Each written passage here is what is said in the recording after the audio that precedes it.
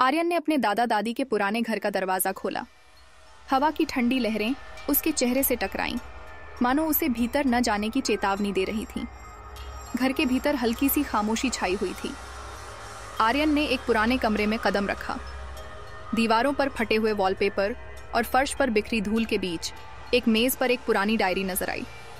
उसने उसे उठाया और धुंधली रोशनी में पढ़ने लगा। जैसे जैसे आर्यन डायरी के पन्ने उलटता गया, उसे घर के भूतिया अतीत के बारे में जानकारियां मिलने लगीं। अचानक उसे पीछे से किसी के चलने की आवाजें सुनाई दीं। वह झट से मुड़ा, लेकिन वहां कोई नहीं था। आर्यन का दिल तेजी से धड़कने लगा। खिड़की के बाहर बिजली की चमक ने कमरे को एक पल के लिए रोशन किया। उसने देखा कि परछाइयां अजीब तरीके से दीवारों पर थिरक रही थीं। डर के मारे आर्यन ने डायरी बंद की और दरवाजे की तरफ दौड़ा। उसके कदमों की आवाज घर की खामोशी को चीर रही थी। उसे लगा जैसे कोई उसके पीछे पीछे आ रहा है। जैसे ही वह बाहर खुले आसमान के नीचे पहुंचा, उसने राहत की सांस ली।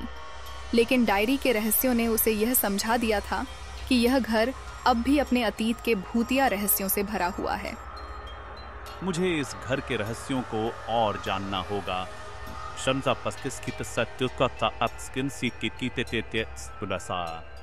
उसने खुद से कहा और अपने साहस को फिर से समेटते हुए लौटने का निश्चय किया।